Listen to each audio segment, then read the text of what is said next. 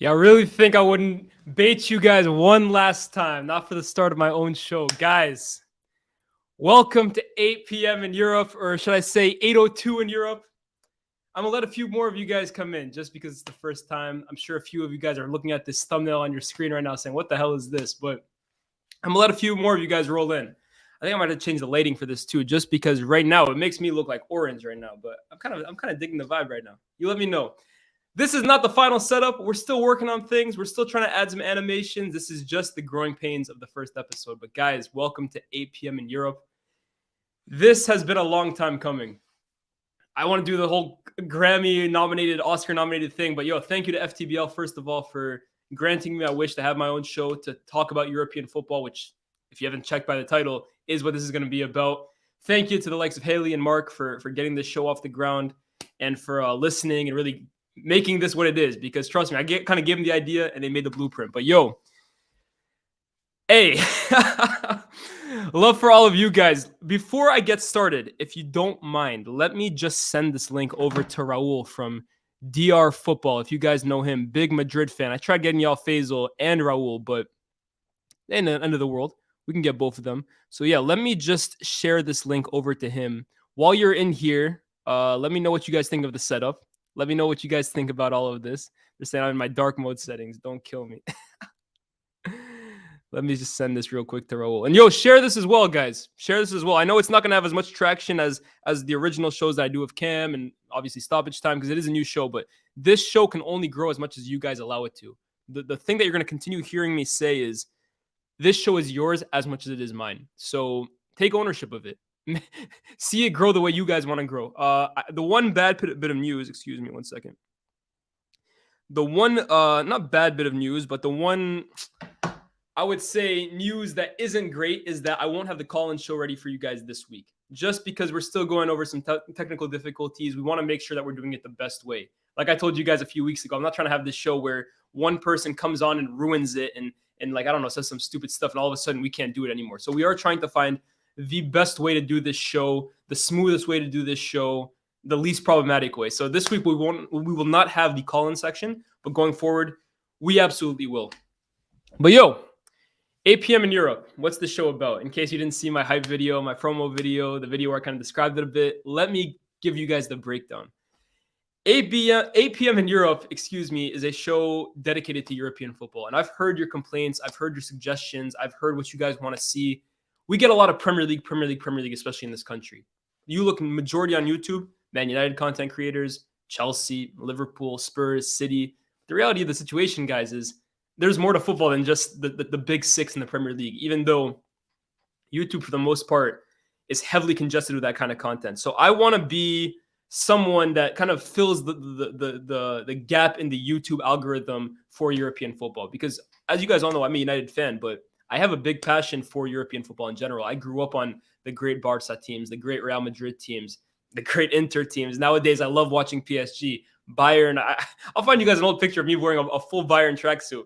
I'm low-key that guy from FIFA who wears like every single kit, to be honest with you. But I have a big passion for European football, and I see a gap in the YouTube algorithm or on YouTube in general of people not really showing European football the love it deserves. And that just doesn't mean domestic football either. This will be the home for the Champions League as well, Europa League. Of course, we will still be doing Final Whistle on Champions League nights, but this will kind of be that added analysis, that added breakdown. I also want to bring in guests like today, like Rahul, in the future, Faisal.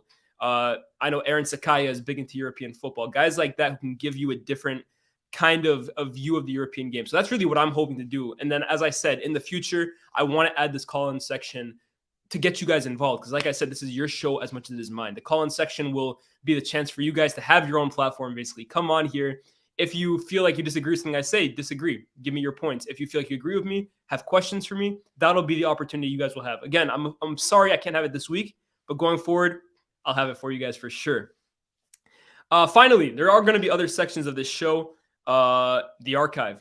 Obviously, I can't do compilations on here, but I want to take you guys back the best I can to memories and players and games and teams and managers that helped define my childhood and helped me fall in love with European football in general. So I will be devoting a section to that. I'll be devoting a section once a week to a player that really caught my eye. Already got my one this week. I can't wait to talk about him because it's been a long time coming.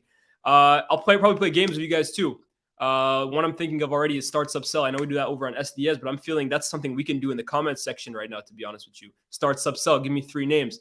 We can play along with that. So I really want this to almost be like a hangout session with you guys. Hour and a half, 2 hours. We just chill, talk about the football that we saw this week.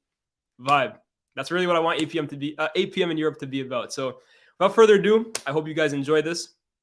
I hope this shows everything that I've hyped it up to be. And let's get started, man. Let's get started. As you can see, the title of the show, though, the Clasico.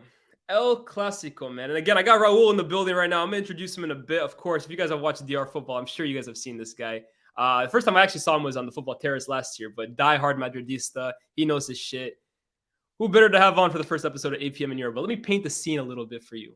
Real Madrid, Barcelona at the Santiago Bernabeu in the Copa del Rey first leg.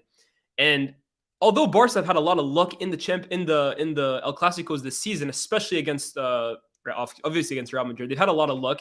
This was a game I think Real Madrid fans looked at and saw the injuries and the absences for Barcelona, such as Lewandowski, such as Pedri, Ousmane Dembele, of course, is out long term, and thought this is a huge opportunity for us. First of all, they've had our number for the last year and a half since Xavi really took over. And B, this is an opportunity for silverware because it looks like Barcelona is running away with La Liga. And yet the game didn't play anything out like that. Obviously, whenever Barcelona don't have Pedri, I think they take a more defensive setup. I think they approach games a lot more conservatively, naturally, because that's the creator-in-chief right there. For me, that is arguably the best midfielder in world football this season, Pedro Gonzalez. So he was a big miss, but defensively, they were sensational. And the stat that you'll probably continue hearing tonight, guys, is Real Madrid did not have a single shot on target at home. Let me repeat that. Real Madrid, Los Blancos, Los Merengues, the greatest team in European football history, did not have a single shot on target at home. I feel like that's the only way I can really hype this up. Rahul, welcome to the show, my brother. How are you?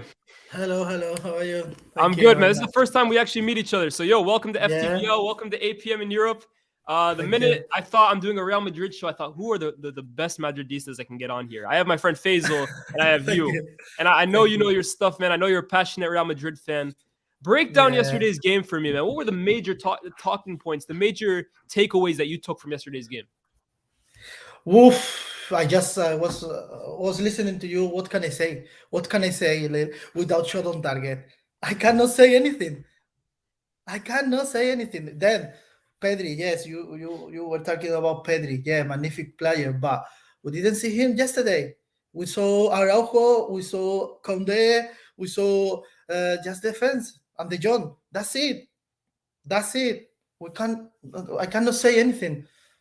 No shot on target. We won the possession of the ball. Imagine if you tell me that I can win the possession of the ball to Barcelona.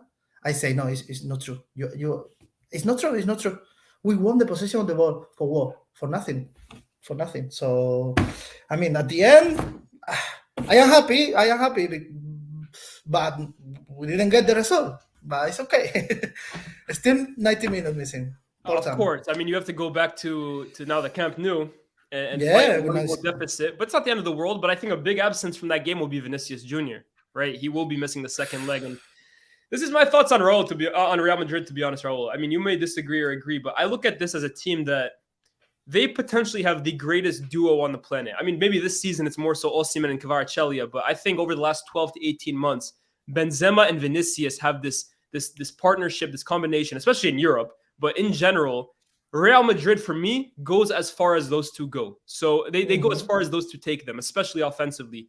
I think last season, the stat was like 70 to 80% of your goals, either assists or goals, came from those two. And I'm going to talk about Ancelotti in a bit. I'm not a huge fan of him, and I think he relies a lot on those two players. So do you feel confident that when you have half of that duo missing and Vinicius, who recently has been in amazing form, missing, how confident really do you feel going into the Camp Nou next season, next week without him? The thing is, at the moment, Vinicius cannot play alone. So he is just at the end, 22 years. He cannot play alone. Benzema, he did amazing season, but last year, let me tell you, he's not in a great moment this year. He's not the same Benzema, and we don't have another striker. But I don't want any excuse. Okay, we are the Real Madrid. I always say the same. We are Real Madrid. We need to play as a team. But it's true. We don't have another striker. Kroos, Modric yesterday playing together. So slow, very slow. Because it's true they are good, but this year they cannot play together. In my opinion, they cannot play together, and we are giving off the responsibility to Vinicius. And Vinicius yesterday with Araujo, what can he? Nothing. He did nothing yesterday. So I trust in my team. I trust because if you see the game for us, for what can I say? I think everyone knows. So what can I say? I trust in my team, and like Ancelotti said yesterday, if we play like yesterday, we're gonna win. So we made a mistake yesterday because we could do it. The mistake. You know what I mean? So yesterday we can have a mistake, but not in the second game. No, in the second leg. The second leg, it's do or die, man. And you look again. I speak about La Liga. It looks wrapped up, to be honest with you. Unless there is a huge collapse from Barcelona and there is a huge revival from Real Madrid, the La Liga looks finished. The Champions League, it's anyone's really to lose. For me, I look at Europe. Around Europe, no team for me really stands out, bar maybe Napoli, but the traditional powerhouses I think are all a lot weaker. So maybe it is Real Madrid who can do it again. But this is a huge opportunity for silverware. Yeah, but it's something similar. It's something similar. Do you know why? Because Barcelona don't lose in Bernabeu since 1970, I think, in Copa del Rey. Yeah. So it's something different. It's the attitude, it's the morale. Do you think that it's easy to score 5 goals in Anfield after 2-0 down? It's something extra. It's something different. Yesterday, they say, okay, we listen. We need to look inside of us. We're gonna check Real Madrid. Real Madrid this year is better than us. They are playing in Europe. They are playing a good season. They come in a good moment. We don't have Lewandowski. We don't have Dembele. We don't have Pedri as well. So what can we do? Okay, we're gonna give the ball, and that's it. Yes, and they won. That's it. This is football. What do you prefer? Play well or get the results? So at the end, no, it has to be get the results, man. Especially, and I exactly. think 100%. That's been Real Madrid for me the last decade. To be honest with you, you look at the Champions League wins. Sometimes they were not the most easy on the eye, but the result is everything. That's for me the fabric of Real Madrid. And I always say the same. This year, Barcelona. This year they are getting the result. Not in Europe, but they are having. They are very lucky in the La Liga. Just they are winning 1-0, 2-1, the last minute, 70, 80. So they are having lucky. But it's football. It's football. You seem pretty calm, to be honest, about the second leg. Let me ask you about a few more of the Real Madrid players. You mentioned for me Kroos and Modric, who you look at the last, again, decade of Real Madrid. They are at the very heartbeat of everything that Real Madrid do well. The Champions League, they have their fingerprints all over it. Yeah. Kroos, I would argue, has been one of the best midfielders in Europe this season for me. Modric, of course, it looks like he's probably leaving the club at the end of the season, but you look at the game against Liverpool at Anfield, he shows that he can still have great performances in him. He still has that burst in him, but you did say like you don't like them playing together as much this season. Were you hoping maybe for Ceballos to play, or like are you hoping that Tchouaméni comes back? So exactly. I was expecting something different, but Ancelotti said after the career of Ancelotti, I need to trust. I need to believe in him. I need to trust in him. But yesterday he said, no, we need experience. But I don't want the same that Barcelona last season. Barcelona is suffering a lot with Busquets in the middle. It's very old. It's old. It's old. If we put Kroos and Modric together, listen, it's the mentality as well. Imagine we play Tchouaméni, Camavinga, and Modric, for example. 60 minutes, 70 minutes, first substitution, Kroos in. Imagine Kroos, a legend, in. Modric, legend, out. Yes, experience at the same time. That's it. So I think it's more, I don't know, football mentality, experience, but I think too many fans we are in the same, we think in the same way, so they cannot play together. And to be honest, this year Ancelotti played too many games with both substitution, both, first Modric and then Kroos. First Kroos, and then Modric. So I don't know why yesterday he played but anyway, it's one. I think that describes Ancelotti, though. Let me tell you my thoughts on Rahul on Ancelotti. Rahul, the chat knows, and some of them agree with me, some of them disagree. Some think I'm too harsh, but Ancelotti for me, although I consider him an all-time great manager, for me he's a legend of the game.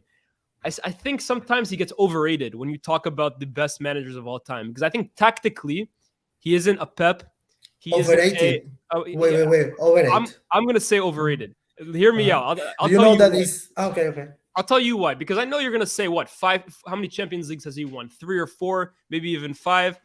You might say he's won a league title in every single country he's coached in. That's also true. But I think the stat, and I always bring this up, the stat that people forget to bring when they say, oh, he's won 5 different leagues in 5 different countries. Raul, those are the only leagues he ever won in those countries. So at Real Madrid, he's only ever won 1 La Liga. At Milan, he only ever won 1 Serie A in almost a decade. At Chelsea, he won 1 English Premier League. At PSG, he only won 1 Liga. And at Bayern, he only won 1 Bundesliga. So in a 38-game season, I think he's shown that he's vulnerable. Tactically, I've never thought he's on the same level as the Peps, as even the Mourinhos, as perhaps even a Simeone in terms of tactics, right? I think man management, he's very good at. And I think in-game substitution, he's very good at. But I think tactically, he isn't at the level of these guys. And I think especially this season, I think he's starting to be left behind a little bit. I know last year he won the Champions League and he won La Liga as well. But I think he is starting to get left behind a little bit with the modern day tactics. Like I was seeing at one point yesterday, Raul, the entire left-hand flank of Real Madrid, you have 6 or 7 or 8 players all on the left. And then on the right-hand side, there's Carvajal, and there's absolutely nobody. It's very amateurish, in my opinion. And that's not to say Ancelotti is an amateur. He's a legend, like I said. But I think I think we're starting to see the end of Ancelotti, to be honest with you. It's normal. He's old. He's been coaching for a long time. But in my opinion, I think Real Madrid, at the end of the season, should part ways with Carlo Ancelotti, should look for someone maybe younger, with fresher ideas, with more of a grasp of modern-day football. And I think you look at this rebuild Real Madrid are starting to have with Valverde and Tchouaméni and Camavinga and Militao. I think you need someone younger with fresher ideas to take this team forward. Absolutely. I agree with you in 50-70%. You agree. So for me, Ancelotti at the end of the season is done. Okay, it's done. It doesn't matter now. Today I saw the news. Apparently Brazil, apparently Real Madrid is not happy with him. Listen, Ancelotti at the end of the season, because I remember one interview that he saw in one press conference. He said that maybe this year is my last year in Real Madrid. He said that, and as well, I am not happy with the same manager more than 5 years. I am not happy. I don't like. We need to rebuild the team, and we are rebuilding the team. Of course. So we have almost 7 players at the end of the contract. Too much for Real Madrid. But then I am not agree with you, because you say it's overrated. Okay, what? Because we spoke before. What do you prefer? Get titles or just play well and take a tactic? Because you spoke about, you compare Ancelotti with Guardiola. Yeah. Okay, Guardiola is winning the Premier League and the Bundesliga and the La Liga. Exactly. No, let me tell you only go ahead. now Premier League.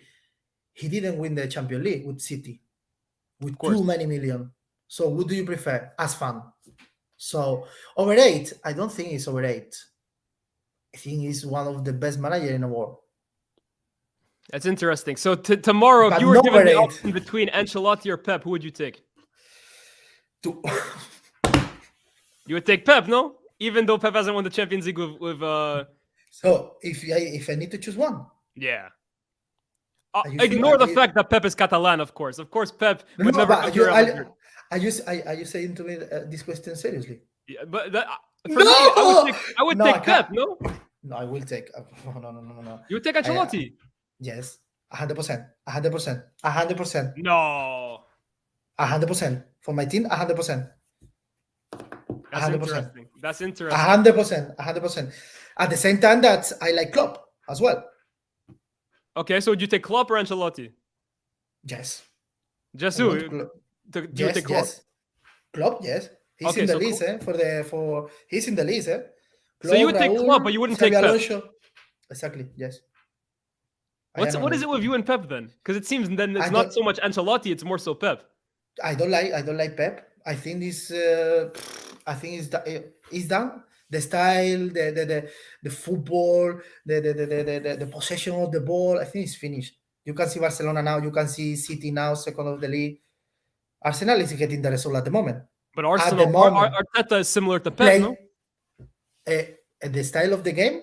Now you can see That's one it. For City. me, a little You can bit. see For me, you can see similar because they learn together, of course. mm, But you can see one City with more style of football, like Pep. yeah. Arsenal is a team, but they are getting the result. Of course, they grow.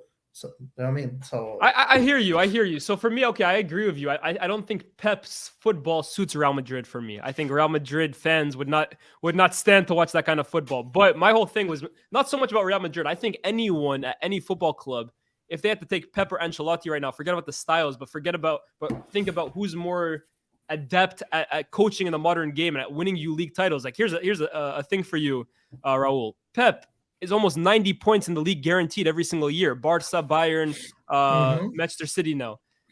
I think you look at where he's going, his trajectory compared to Ancelotti, I think, and Pep is just an example. I heard, I think you brought up Xabi Alonso, maybe even your namesake, Raul Gonzalez, the Castilla manager. I think all those guys, although they would be risks, they'd of course be risks. Xabi Alonso going to Real Madrid, his next job is a huge risk. But I think I would rather see that as a Real Madrid fan than see what I'm seeing of Ancelotti. Because I think of Ancelotti, it's growing stale, man. I think it's gotten to a certain point. He's taken this team as far as he can. And I think it needs a younger, fresher pair of hands. for Ancelotti at the end of the season, you say? Yeah, I would say so. And in fact, Pyramid Scheme here, he asks, Lyes, the question is, with the same players, who wins more trophies, Pep or Ancelotti? It's a good question. Do you know why? I know this is Superliga is risk, but in a few years we cannot compete with the English team. We cannot compete if we are working at the same level like this year. So it's a good question. So so if I had to give you a choice, any manager you want at the end of this season, Ancelotti out, he comes in. Ancelotti is out. Yeah, he's out, and you need a new manager. And any manager available, you can take any manager from any club. You can even take Arteta from Arsenal if you want. You can take Ten Hag from Man United if you want. Who are you taking as manager of Real Madrid next? I think they are speaking because I read the news. They are speaking about but you said before it's a bit tricky. Xabi Alonso, because I think that he needs more experience. It's true that he has the culture of the team, but it's not the same. Look, Xavi. Xavi has the culture, but Xavi doesn't have experience. Yeah. And the people in Barcelona is in love with Xavi, and they don't know why. Here's the thing too, Xavi for me, 2 years in a row, out of Europe. Exactly. I was going to say Barcelona fans, I think, have more patience. I think Real Madrid fans are a little more impatient with their manager. Exactly. No, because if you came to Real Madrid, you need to know how is which one is the objective, and do you know as well? No. Yeah. Do you know which one is it? No, the objective. Repeat again. If you came to Real Madrid, yes. So do you need to know which one is the objective? Yeah, the Champions League. Exactly. Yeah. Exactly. That's it. That's it. Because it's, as far as a fan, it's very easy compete against us because you don't have any other rival in Spain. Barcelona, right. Madrid. That's it. If you win like this year, you are getting the result, and you are lucky. That's it. You have the league. Almost you have the Copa as well. But come on, go to Europe. What happened in Europe? Come on, the Superliga. Come on. But you're ducking my question, Rahul. I asked you, any manager on the planet is yours. Who would you take? Oof, I like Klopp. Klopp, okay. I like Klopp because he has experience. He knows how win the title as well. It's true that he's not in a big moment now on Liverpool, but I think he's having too many years at the same team. But I like Klopp because they are speaking about Tuchel as well. But for me, it's not at the same level that club, to be honest. And then Raul. Raul is I think is the second place in the with Castilla with Real Madrid Academy, but I think he needs more experience as well. It's not the same. We manage a big team like Real Madrid that manage a small team. You know. What do you think maybe about Hansi Flick, the Germany manager, former Bayern manager? Would you take someone like him? I didn't see him a lot, to be honest. So I didn't see him. True, honestly. Fair enough. Fair enough. That's interesting, though. That's interesting. Your thing about Pep. I'm very interested in that. But let's look more so at Real Madrid still. You look at the makeup of the team. I think it's very obvious that they are starting to build this young core. You have, of course, Vinny, Rodrigo, Valverde, Tchouaméni, Camavinga, Militao, who I'm a huge Eder Militao fan, Rahul. For me, I've been saying for years now, I think he is next up in terms of the best center backs in the world. I think he's right up there with anyone. So you look at this young core that Real Madrid are building. Where are the positions for you that you would like to see targeted? Because I know people talk about Bellingham, people talk about Kylian Mbappe, but I think you look at a major hole at right back that needs to be replaced with Carvajal. You look at a major hole up front at striker because if Benzema goes out, who replaces him? So you look at next transfer window. Who are you kind of identifying? Who are you looking at and hoping that Real Madrid brings in? I said always minimum one player per line. Yeah. One minimum, minimum. Yeah. So if you check the transfers window, we didn't spend a lot of money in the last years. So right. I think we have money in the pocket. so I think, and I said last summer, we need a striker as soon as possible. We don't have a striker, just Benzema. Then we have Rodrigo, Valverde, too many players in the left, right. So and then defense, we don't have right back. Left back, Mendy, and we don't have another.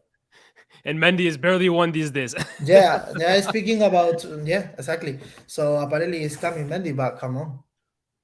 Minimum, and then another goalkeeper, because apparently the second goalkeeper gonna go at the end of the season. So then looking into the summer then, are there any names that you're thinking of, like any backup strikers that you would like to come in? Like, for example, I know Faisal, he always talks about he wanted Edin Dzeko to come in as the backup striker for Benzema. He would have liked to see someone that good as the replacement. Is there anyone that you're thinking of that you're keeping an eye out for? No, because I check in the second team of Real Madrid. I like, and this Vinicius Tobias is defenses as well, and he's very, very, very good. Very, very, very good. And then just the most popular player, like we are talking about. So I don't know Bellingham. I don't know Enzo. I don't think so. Enzo. So now it's too late, man. Chelsea got him on a 8-year contract. Bro. There's no way. He's on death row over there, man. we don't have money for pay the new contract. But yes, it's the market. The thing is, I cannot say any name, because the thing is now we need to compete with the market and with the money. Yeah, it's very, very, very complicated, to be honest. I am really, really worried about that, because it sounds like you want the Super League. For that, exactly, we can get more. We can get more money, and then you can see what happened. Because I would like to see, for example, Newcastle, Villarreal, or Arsenal, Real Madrid this year. Yeah. Yes, I'm with you, Rahul. Let me just tell you, I'm with you. I'm an advocate for the Super League. Thank you very much. Thank you. I'm an advocate. It's really difficult in this country. In this country, anyone happy? Of course, because let me tell you guys. You can say, the fan of the Super League this year can say, just because if you don't deserve, go to the Champions League. You don't go to the Champions League. Look the Arsenal this year. What happened? I would like to see Arsenal Real Madrid this year. You can't. They are in a great moment. Come on. And then but if we see Liverpool Real Madrid every week, we're gonna be tired.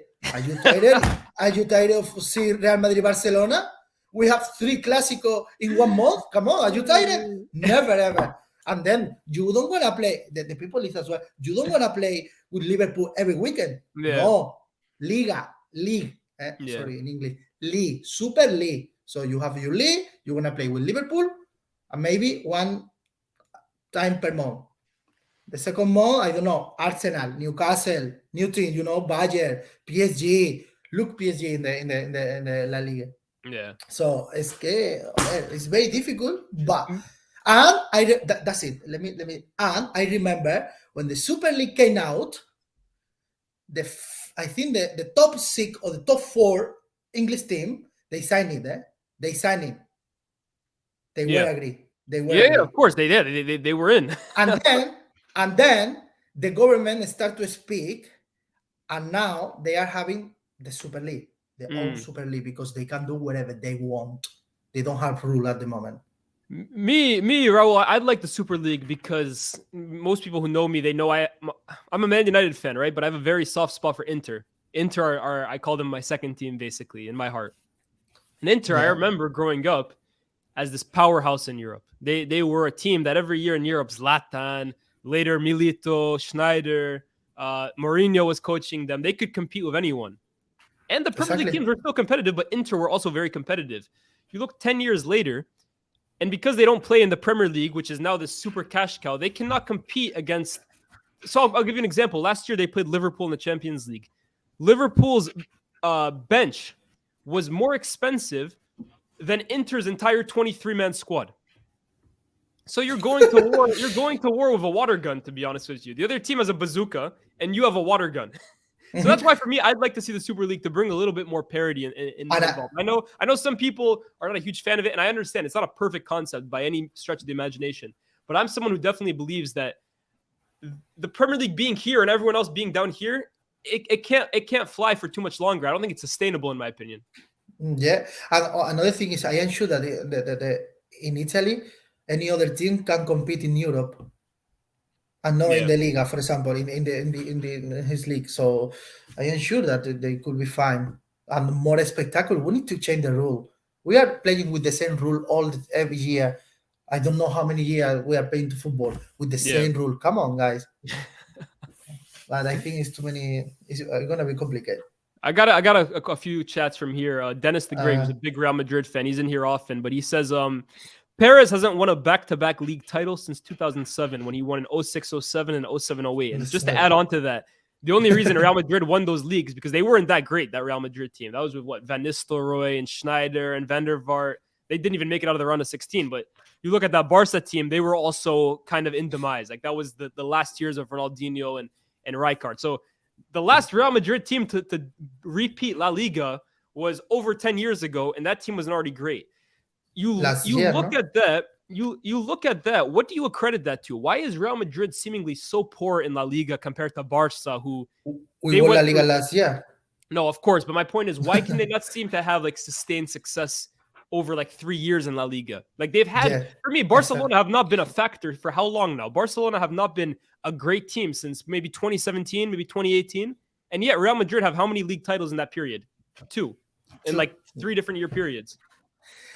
Yeah, well, it's a good question. Good question because I cannot answer. Maybe it's the mentality. Maybe it's I don't know, the fixture. I cannot answer because it's true that I can see one rival against Real Madrid stronger than the Barcelona. Yeah, I don't know what's happened with the mentality of the rest of the team that they say, "Oh, we need to play in the Camp Nou." I don't like. Okay, we're gonna lose and that's it. Don't be injured, or sometimes they are doing some substitution as well. I saw play with the second team, too many rivals in the Camp Nou. That then can against us, and it's the game of your life, the game of the life, the game of the life. So you think see the start for Vinicius? Yeah. So you think Rahul then teams try harder against Real Madrid than they do against Barcelona? This is for sure. No. What do you guys think, chat? Is he spitting or is he crazy? No, but I am sure you can check the stats. How many fall we are receiving? How many cards we are receiving? And how many points? So it's true. We are, but it's no excuse. We need to win. We are Real Madrid, so we want titles at the end of the season. That's it. How? Whatever you want, but win title, please. So it's complicated. It's complicated, the question. I think you might be asking too. You might be forgetting too, Rahul. One team had Messi the last 10 years. The other team did not have Messi. So maybe that's the reason why Barcelona are so good in La Liga. Maybe. He wins them how many points by himself? Only him. Yes, the last few years, sometimes some of those teams that he was winning leagues with, man, come on, it was just him. Yeah. But this is another. Of course. I'm going to ask you one last question, Rahul, before I let you go, and we'll move on as well. We saw in the FIFA The Best Awards recently this week. Messi, obviously. What the best was? The Best Awards. It's a theatre, no? It's a theatre? Or What'd you say? It's a theatre. I don't know. It's the best theatre. The best theatre. Oh, the best theatre. I am joking. Well, I wanted to ask you that because no, how you can? It's a theatre. Check the stats. Only 7 games. The best in the world. Lionel Messi. He won the World Cup. Yes, 7 games. Check the stat. Champions League, Liga, top scorer, no? Top scorer. Yeah. What can I say more? Oh, Ballon d'Or. Yeah. Ballon d'Or, eh? Ballon d'Or. Super Cup. Super Cup. Super Cup. And no World Cup because he Club World Cup. He didn't play, yeah. And Nation League. I think Nations League was the year before. Okay, anyway. Yeah. So that's what I wanted to ask you. I want to ask about Benzema. I want to ask, for me, Benzema, right? No. Sorry. Last point. This is what in one side. Do you know which one is in the other side? Martinez. Courtois. That's what I want to ask you. Yeah. Who is Dibu Martinez? Who is Dibu Martinez? See, now what? Listen, trust me. No, trust me because I came from Spain. Trust me. Listen, I came from Spain. Yeah. If you ask in Spain before the World Cup, who is Dibu Martinez? I think 10% of the people that they know him. Well. Yes. Trust me. Okay. Now, seriously, check the stats. He's playing for Aston Villa. How many? Vamos. It's true. He did. I am honest as well. Sometimes, I am honest always. He did a great World Cup. I don't want to say he did. He made some saves, crucial saves. The big one at the end against Colombia. Yes. But Courtois as well. Yeah, so, true. I think it's something different behind these awards, if you can say the name. let me say this, right? I'll say this on the point. I agree with you on the goalkeeper. I think Martinez, right? It's debatable whether he was even the best goalkeeper at the World Cup because you have Bono from Morocco, you have Livakovic from Croatia. You had some really great performances that World Cup, and I think the stat was Argentina. I think played 7 games at the World Cup. Martinez conceded 8, and I think he had maybe 1 clean sheet. So he had big moments, but it's debatable whether he was even the best goalkeeper at the World Cup in general. I think, again, because Argentina won the World Cup and because he has the big save at the end, that's factoring to the decisions of people who vote. So I agree with you. Courtois, for me, without a doubt, was the best goalkeeper of that last year, and I think it's a robbery. However, this is the flip side of the Messi one.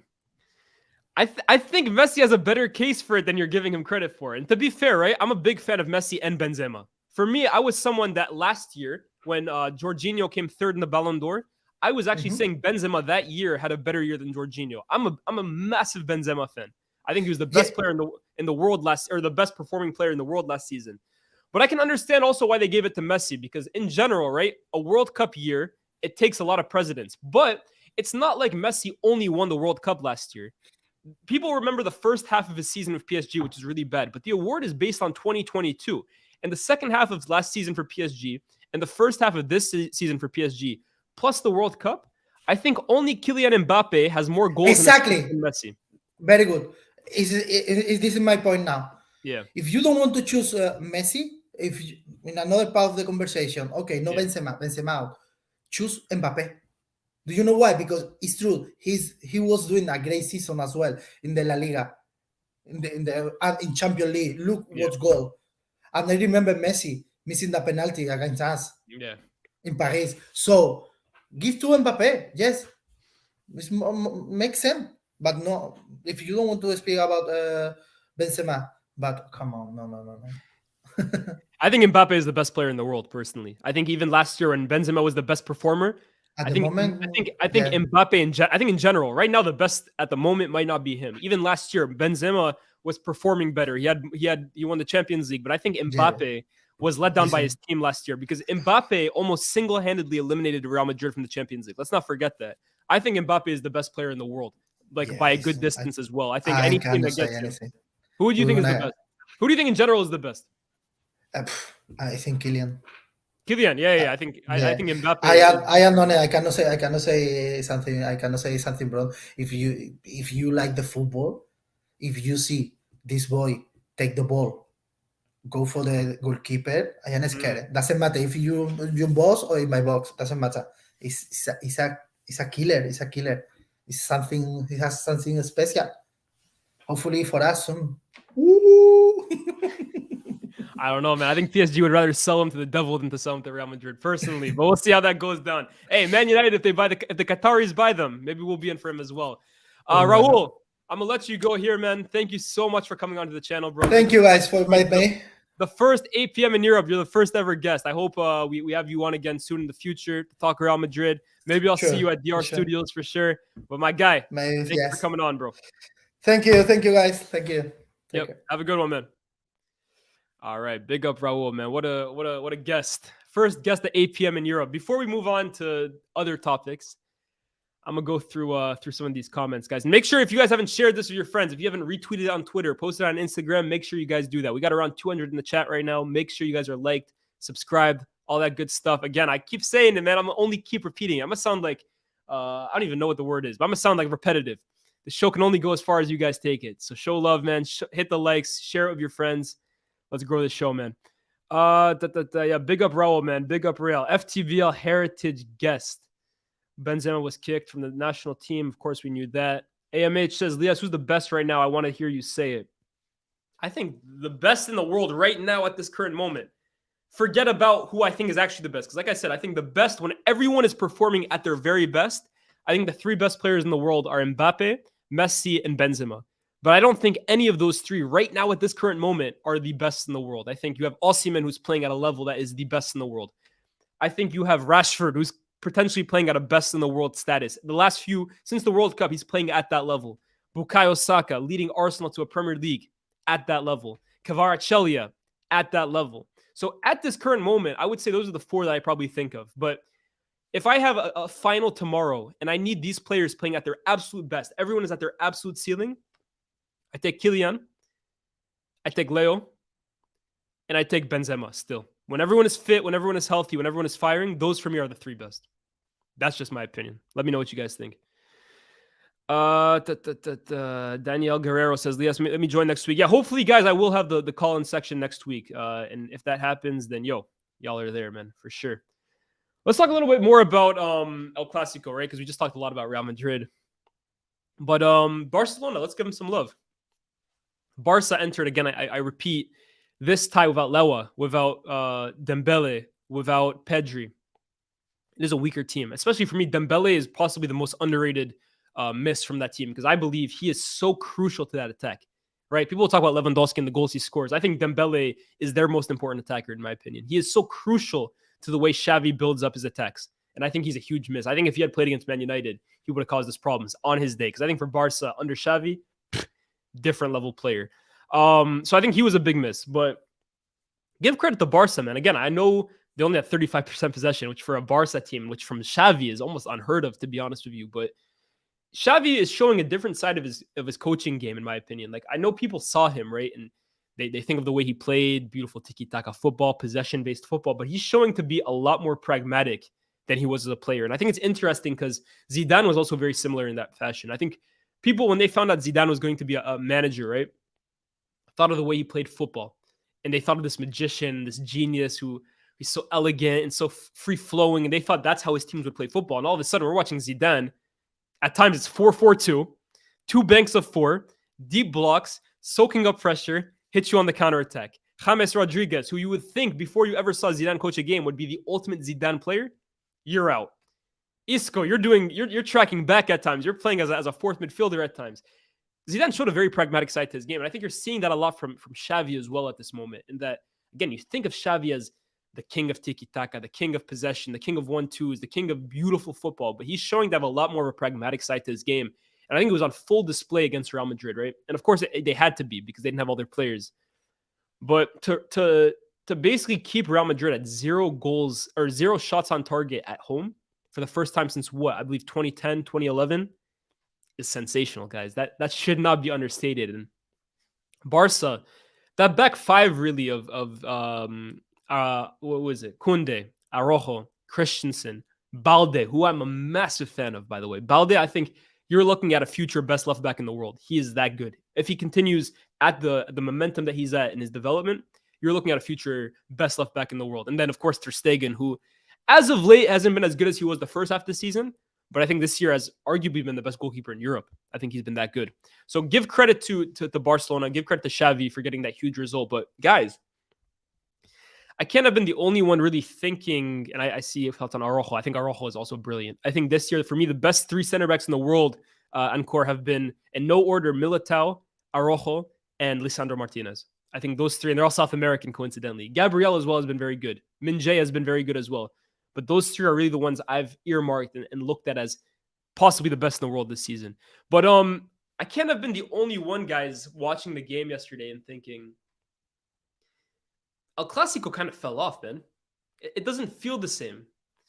And look, I don't know about how old you guys are and when you guys started watching football, but let me take you guys back to the early 2010s, which for me was the peak of La Liga. It was the peak of El Clasico. You have on one side, picture the scene, right? Let me vividly describe the scene for you. On one side, you got peak Barca, Pep, Messi, Xavi, Iniesta, Busquets, Dani Alves, Piqué, Puyol, David Villa at times. My man on the left, Pedro. A brilliant, brilliant team. Possibly the best club side I've ever seen in my life. Dominance, 2 Champions Leagues, countless La Ligas, the best player of all time. Amazing. And then you look at the other side, Real Madrid. Jose, peak Jose, right? This ain't Tottenham Jose or United Jose or Roma. This is peak Jose. Cristiano Ronaldo. Possibly the other best player I've ever seen in my life. Ozil, Di Maria, Benzema, Higuain. In midfield, Xabi Alonso, Sami Khedira. In defense, Pepe, Ramos, Varane, Marcelo, Coentrão, real men, as Cam would say, Iker Casillas in goal. And a team that is almost the antithesis of Barcelona, right?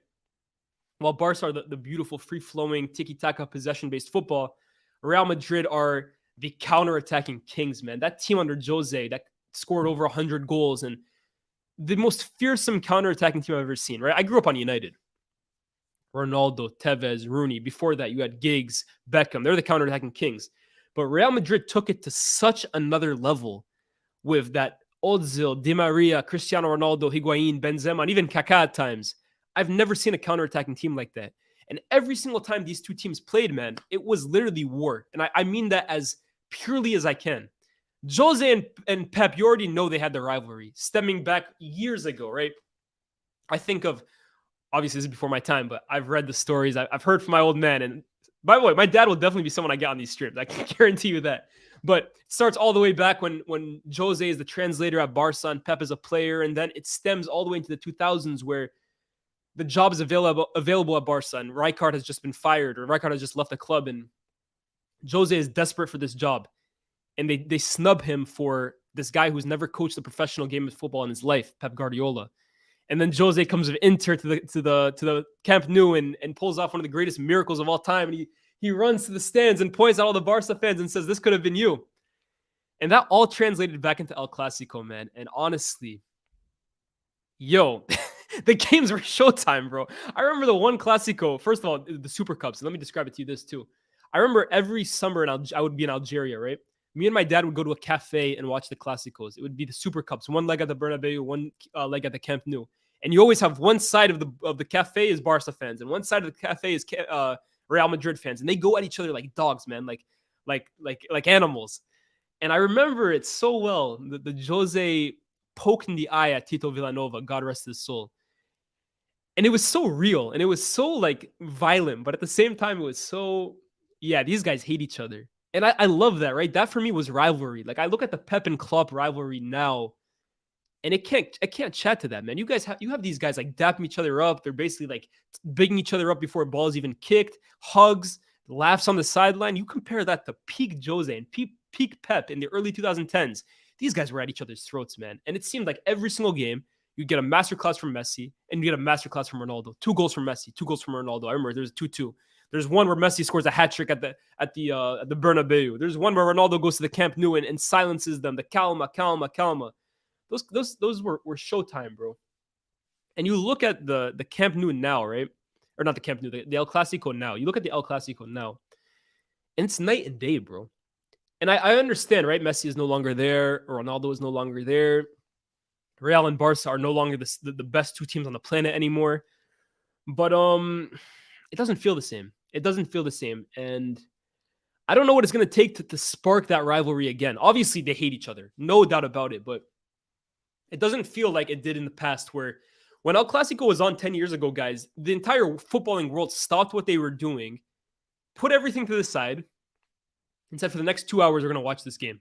And we're going to pick a side. People who don't watch La Liga all year, I'm supporting Real Madrid today. I'm supporting Barcelona today. It doesn't feel the same way anymore. And I don't know if it takes bringing Mbappe to La Liga, or if it takes bringing Haaland to Barcelona, or if it takes bringing stars of that caliber and bringing coaches of that caliber too to reignite this rivalry on a global stage.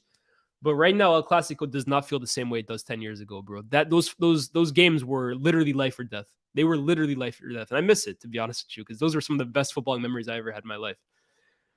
Ah, man. Let's see what you guys are saying in the comments section. Lyes, what do you think of Cherky from Lyon? Okay, we're moving away from Barcelona versus Real Madrid. Cherky, I think this kid's a genius, man. You can go on my Twitter, right? Go on my Twitter. Go look from tweets from 2020, bro. I've been talking about Ryan Cherky from a minute. This kid is a genius. This kid's an absolute genius with the way he plays football.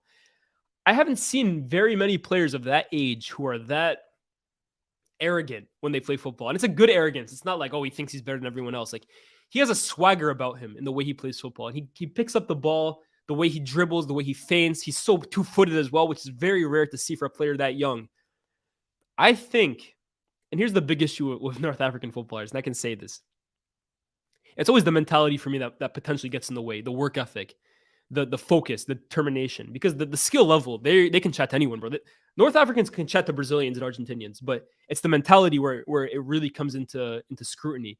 If Ryan Cherky can keep his head on his shoulders, stay focused, and not go down the same path that a Ben Arfa did, but maybe the same path that Benzema did, you are looking for me at a future Galactico. You are looking at, for me, one of the best players on the planet. You are looking at, for me, a guy who can chat to anyone. I think he's that good, bro. I think Ryan Cherky is exceptional.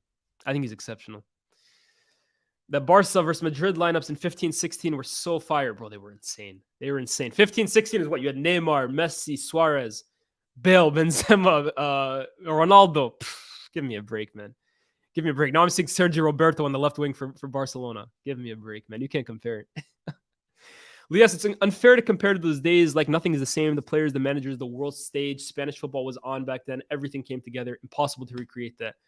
Do you think so, bro? Because even before that, and again, that was the pinnacle. I agree with you. I don't think you could ever replicate that. Because you need everything to be going well for both teams at that level. But you even look before that. You have Barca, Ronaldinho, Deco, Eto'o. You have Real Madrid with Zidane, Figo, R9, Robinho. That wasn't at that level, but I think it was also still better than what we're seeing now. That's all I'm saying. I'm not under any illusion that we're looking for a Ronaldo and a Messi to come in and save La Liga. I know that that's a once-in-a-lifetime era. But right now, bro, it feels a trillion miles off that. Not even a million. Let's get at least to a million miles away from it. Right now, we're a trillion miles away, in my opinion. We're a trillion miles away. Vinny trying to bring it back. Vinny and Gavi. What's that meme on Twitter, bro? He's trying to gas it up. Don't do that, man. Don't do that. I got love for Vinny and Gavi, but don't put that pressure on them. They can't chat to those things, bro. Man, Leah's taking us down memory lane. When old heads speak. Bro, when I get in my nostalgia bag, bro, it's scary for all y'all. Maradona's reply to Tito Villanova's eye-poking was hilarious. Rest in peace, Diego, man. Rest in peace, Diego. Imagine VAR in those Clásicos, brother. Pepe and Ramos would not last 10 minutes in those Clásicos. I'll tell you that right now, bro. I'll tell you that right now. The things I saw Ramos do to Messi. That's why it's so funny for me seeing Ramos and Messi at PSG now all buddy-buddy. Because, bro, Ramos was out to break Messi's legs those games. I remember Mourinho would play Ramos at DM sometimes. You play Pepe at DM solely for the purpose of stopping Messi. Either you get the ball or you get the man, or both. The ball and the man are not going past you. It was a bloodbath back then, bro. What else we got in here? Yes, I want Napoli coverage. Move it over to Serie A after La Liga talk. I don't think we're going to do it this week just because I have Serie A talk for you in a bit. But Napoli, I'm going to leave it for a different week, bro. I'm going to leave Napoli for a different week. Give credit to Xavi for being adaptable. I feel like I did. I feel like I gave Xavi his love, bro. It's going to be interesting in the second leg if they're going to start Kessie. I'm impressed by Kessie, by the way. I saw him live, obviously, at Old Trafford and in his stint at the Camp Nou. Good player. Very good player. What else we got? What else we got before I move on to the next section? Which side would you take, Lyes, back then? Barca or Real?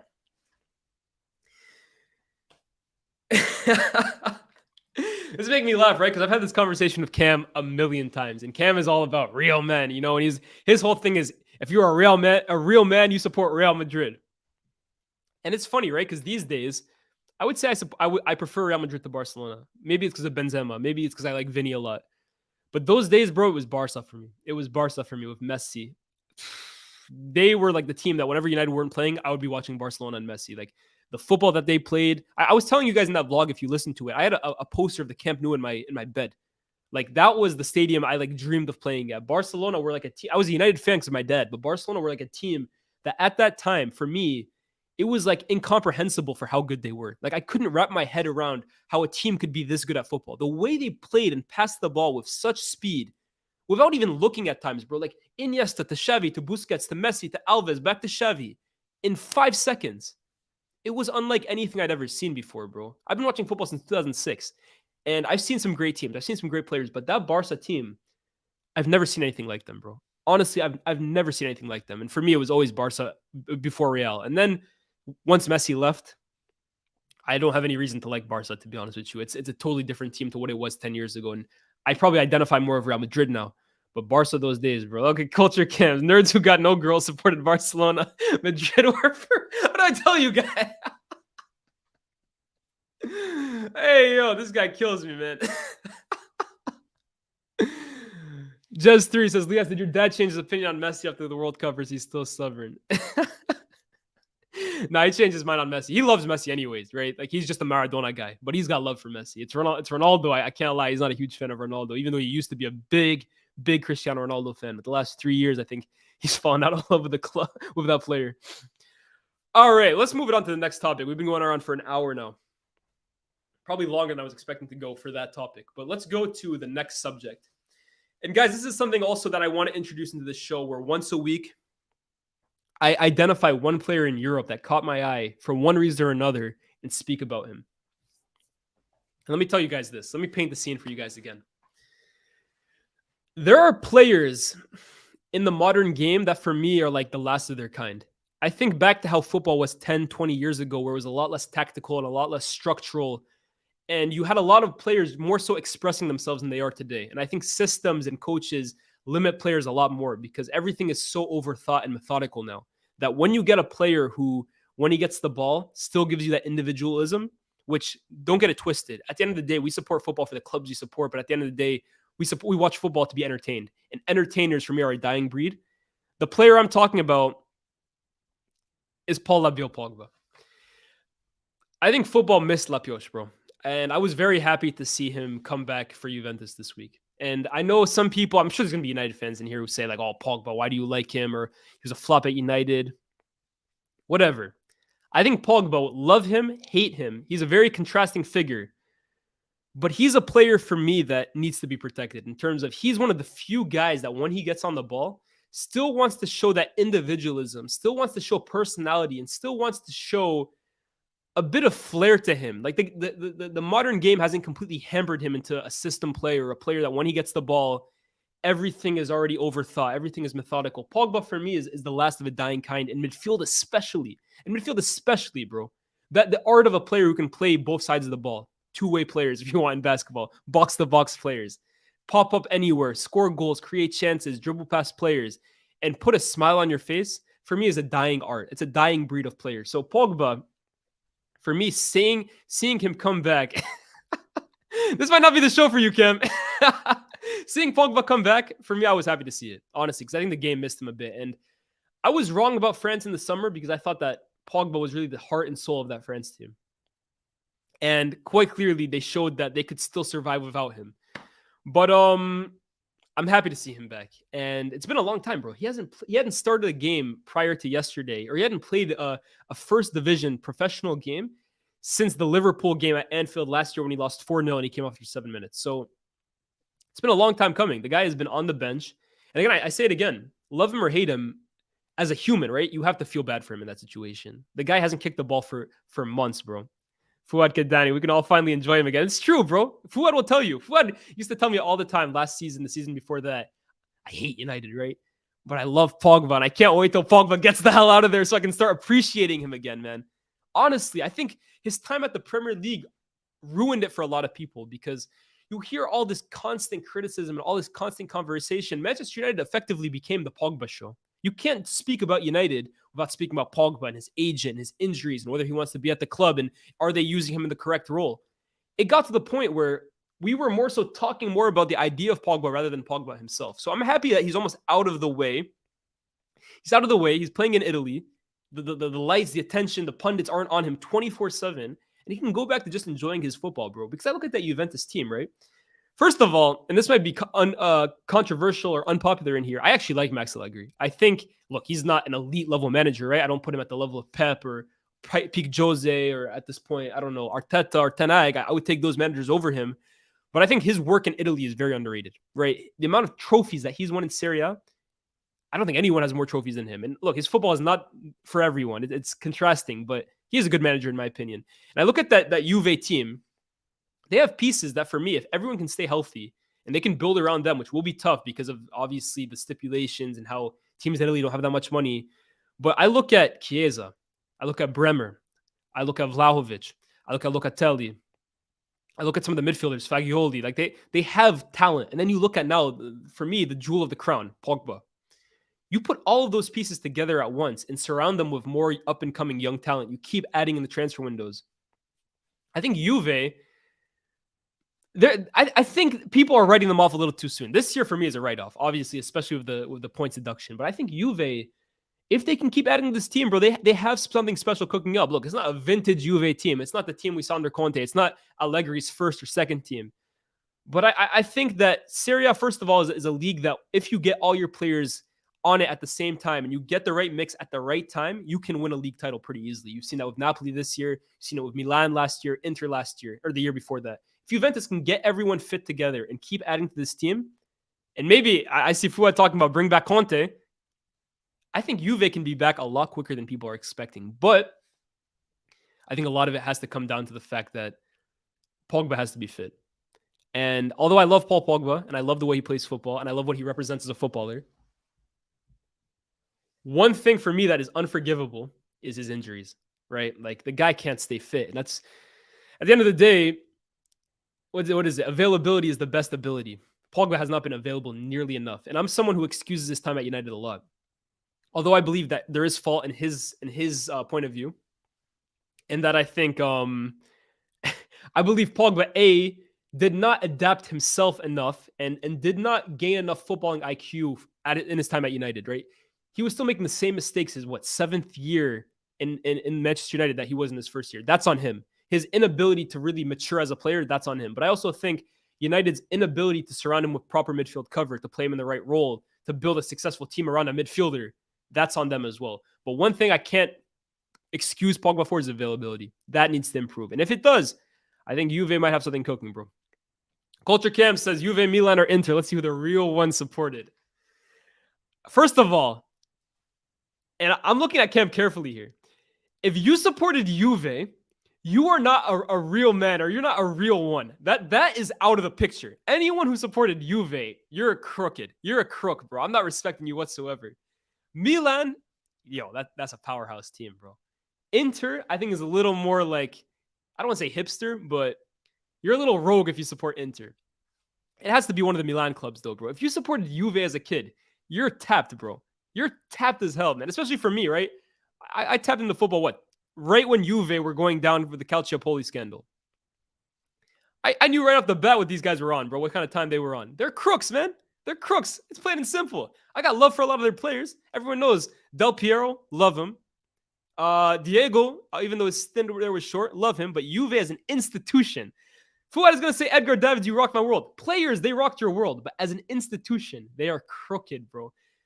If you guys watch SDS recently, today's episode, Antonio Conte, done for match fixing. Pavel Nedved, done for match fixing. Calciopoli in 2006, done for match fixing. They're the most crooked institution on the planet, guys. I'm so sorry. If you supported Juve as a kid, there was something wrong with you, bro. There was something wrong for you. I will say this, though.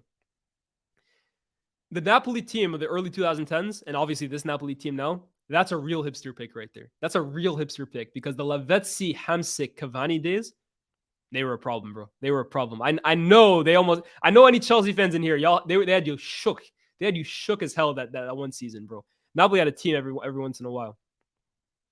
Win at all costs. I like their mentality. I ain't trying to hear that, bro. I ain't trying to hear that. If cheating is your win at all costs, I ain't trying to hear that, bro. But all of that, bro. Del Piero, Trezeguet, Nedved, Zambrotta, Heritage. They had some top players, bro. But that's a crooked institution, bro. Me, it was Inter. Mostly because of that 2009 team. But before that, I would probably say Milan, to be honest with you. Because Kaká, I was a huge Kaká fan. Huge Kaká fan. I feel like Kaká in general is one of those players that is impossible to dislike. I feel like everyone has agendas with certain players, but Kaká for me is one of those players that, in general, you can't hate the guy, bro. It's love him and love him. There's no love him or hate him. Kaká was someone that I think as a football purist, you enjoy watching him play. And therefore, you enjoy watching Milan play. But Inter, I always got a soft spot for them, bro. I always got a soft spot for them. Don't forget Callejon, Insigne. That team was a little later, right? Callejon, Insigne, Mertens. That was a good team too. El Shaarawy is later though, bro. El Shaarawy is way later. What else can we talk about, guys? We have basically gone through an hour of this show. Let me know also what you guys think about Pogba. Let me read through some of your chats. Nice of you to finally turn on the work again, Pogba. This guy's a hater, man. This guy's a hater. I hope you guys realize, first of all, that A, whenever we do these shows late, it's always Cam. You're going to realize that I'll be on time for these ones. And B, there's going to be a lot less negativity and there's going to be a lot more appreciating in these live streams because Cam ain't here to spread his bad ways, bro. That guy is a hater through and through. Through and through. Pog, boom. Yes, I taught you well. Big up Yusuf, bro. Big up Yusuf in the chat. La Pioche. John Benitez says Clásicos will never feel the same until both teams shed the previous generation. Once Busi, Kroos, Modric, Benzema leave it, a new generation rivalry will brew. For me, bro, I'm someone who believes that rivalries cannot be artificial. They have to be legitimate. And if there's not real hate between both sides, I know the clubs and the history, but if there's not hate or like a storyline between the main characters, like you had Ronaldo and Messi, a storyline. You had Pep and Jose, a storyline. I don't know, bro. Pedri versus Camavinga is not a storyline for me, bro. It's not a storyline. Dembele versus Ferland Mendy is not a storyline. I need storylines. I need hatred. I need hatred to be bubbling out of these Clásicos. I don't see it right now, bro. I don't see it. Yeah. What else we got in here? Christian Vieri. Bobo Vieri. Yes, who should Chelsea's next manager be? First of all, it shouldn't be Jose Mourinho. I keep seeing Jose for Chelsea manager, and that's nostalgia, and that's letting emotion get you in a chokehold. Leave Mourinho in the past. He's arguably my favorite manager of all time. Him or Fergie. But I think his time as an elite level manager is over. So definitely not Jose. Maybe Enrique, if you can get an Enrique. If you could get, I like Hansi Flick a lot. I would look at that profile of manager. I keep saying, right, and this is a European show. It's not on Chelsea, but I keep saying I understand why Chelsea want to go into a project. I understand why they want a long-term manager, but you can get all of that stuff while still being successful in the moment. I look at Ten Hag as the primary example of that. Ten Hag is, for me, a manager of long-term ambitions at United. He doesn't think short-term. Like, he is thinking, how can I create a dynasty at United? But he's also winning in the short term. Chelsea are too big of a club and are spending way too much money to be excusing the form that they're in. So I believe that Enrique or a Hansi Flick can provide them that long-term stability and that progressive football that they want to play while still winning them games. And I think that's the most important thing, bro. That's the most important thing. Lyes, here's a hot take. Pep kicking out Dino is the end of creative players. I'm going to speak on Pep a different episode because that's going to be a whole kettle of fish. I'm going to piss off people with that one because everyone says I'm a Pepite. My opinion on Pep is probably more extreme than Cam's is. And Cam, I don't think fucks with Pep whatsoever. I'm a fan of Pep, but I probably have the most extreme criticism of him. But that's for another show. Liverpool 05 versus Milan 07. Milan 07, bro. I'm taking Milan 05 over Liverpool 05, bro. That's levels, bro. Honestly, that final was a fluke. Bro. When are you going to bring FaZe on, Lyes? He's not coming on today, but in the future, I've already told him, bro. Whenever Madrid are playing, if there's a big storyline surrounding them, he's more than welcome to come through, bro. He is more than welcome. Let's keep it 100. Jose sparked the great Clásicos, not the players. He definitely helped, for sure. He was definitely a major catalyst. Like, if you talk about, like, the fire that lit up the Clásicos, I think Jose is like you pour oil into water, bro. Like, it's going to explode. But I think the Messi and Ronaldo thing, Cam, you can't forget, bro. I know obviously there's not a real hatred between them, but there was a rivalry. And I think that added to it. Because even that was the pinnacle of El Clásico. But even once Jose left and Pep left, those Clásicos, you're not telling me you weren't watching MSN versus BBC, bro. You're not telling me you weren't watching that. Like, those were still Showtime. I think it really stopped hitting once Cristiano left, in my opinion. Ronaldo epitomized Madrid while Messi epitomized Barca while also coming through the academy 1 and 2, etc. Yeah, man, it was Jose Guardiola, Messi, CR7, bro. I don't think we'll get that for a long ass time, bro. You can bring back one nostalgia Maverick player to play for United. Who you going for, bro? In their prime. What they need right now.